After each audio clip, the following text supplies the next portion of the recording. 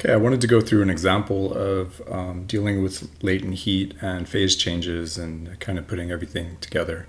So in this problem, we have 60 kilograms of ice that's at -5 degrees Celsius added to a cooler which has 30 kilograms of water at 20 degrees Celsius. And what's the temperature of the water when it comes to equilibrium? So this is really, it's talking about the ice and water together. So what we have is draw over here. So we have a cooler which we're assuming is insulated from the surroundings. And then you have some water in there, 30 kilograms, and it's sitting at 20 degrees Celsius. And then we're going to throw a big chunk of ice in there, which is at -5 degrees Celsius. So we're going to put this in there, and then we have to think about what's going to happen. Well, first thing is the ice will begin to melt, and so we're going to have to melt the ice. Well, before we melt it, it has to come up. So let's see, we're going to melt the ice. But before it begins to melt, we have to bring it to 0 degrees. Because remember on our phase change diagrams, this is sitting at -5. We'll put it down here. So we'll say it's at a temperature of -5. So we have to bring it up to 0 before we can enter that phase change process, this part right here. So we're going to have to increase the temperature. So we're going to have to warm the ice first. Then we'll melt the ice. We'll melt all of the ice, so then it'll be melted. And then we're going to raise the temperature some. So then we're going to warm ice again. But now it's not ice, it's ice water. I'm just going to say ice water. Because the other thing that's happening is the energy it's going to take to warm up the ice, melt it, and then begin raising its temperature is coming from the water that it's submerged in. And so we'll have water coming from the opposite direction. So this would be like our water over here. And so we're going to have to cool the water. So we have 4 parts to this. We have to think about how we can apply this. But we know that all of the heats, so Q of the ice plus the second Q of the ice, we'll say this is the melting, plus Q of warming plus Q of cooling is all equal to 0 because it's insulated. There's nothing with its surroundings. So now we can go through and figure out which expression to use for each. So in the first one, we're warming up the ice. And so we're going to use our mass of the ice times the specific heat of ice times delta T, because we're changing the temperature. Now in this part, we're going into a phase change.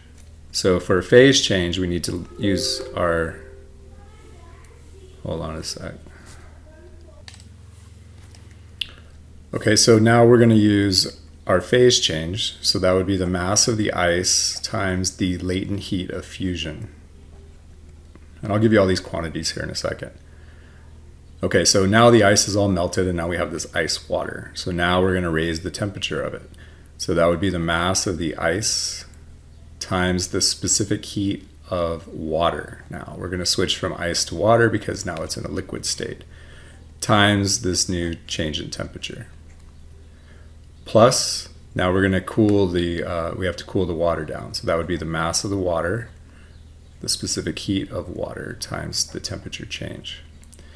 I'm going to go ahead and put little subscripts on these because these are not the same changes in temperature. So we have to be careful with that. And all of that's equal to 0. Okay, let's get some values over here. So the masses, we know the mass of the ice is 6 kilograms. We know the mass of the water is 30 kilograms. Be careful with these. Sometimes they're in grams, so make sure you're using it. The specific heat of ice, so C of ice, is 2090. And those are joules per kilogram degrees Celsius. The specific heat of water is 4186. joules per kilogram. And then the latent heat of fusion. So the latent heat of fusion is 3.33 times 10 to the fifth. Okay, so from there, now we can just start plugging everything in. So we'll start here. So mass of the water. So the mass of the water was 6 times the specific heat, 2090, times the temperature change. The final temperature would be 0, because we need to raise it up to its melting point, minus the initial. So minus -5. You have to be careful with these negatives. Plus the mass of the ice, 6 times the latent heat of fusion, 3.33 times 10 to the fifth, plus the mass of the ice, 6, times the specific heat of water now, because now it's melted. So times 4186, times the temperature change. So it's going to be the final temperature minus the initial temperature. And this water started at 0 degrees because it was ice, and then we brought it up to 0 and melted it all, and now it's at 0. We need to raise it to some final temperature.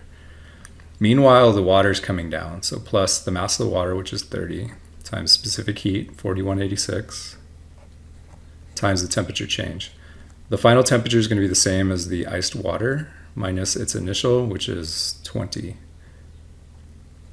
And that's equal to 0. Okay.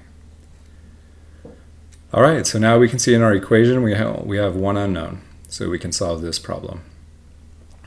So if we go through and multiply everything, this is a double negative, so it becomes positive. This is 62,700. Plus this becomes 1.99 times 10 to the sixth. Plus, multiply those, you get 25,116 TF. The minus 0 just goes away. And then over on the other side, we're going to get this quantity, 30 times 146, and then we'll distribute inside. So we get 12,125,580. That's this part, so we multiply it inside, times TF, and then we multiply it by -20. So minus 25,11600 equals 0. All right, so now this next step, we're going to combine like terms. So we'll combine those two and then combine these three. When you combine these, it'll be negative, so we're just going to combine these and move it to the other side, combine these, and you end up with 150,696 TF equals 450,900. And dividing off, you get a final temperature of about 2.99 degrees Celsius. Okay, so that's how you can work through these phase change problems. Just think about what's happening to the substances. You know, you have to warm it up and melt and all of this stuff, and make sure you attribute or you account for every piece of energy that's flowing, and you should be okay.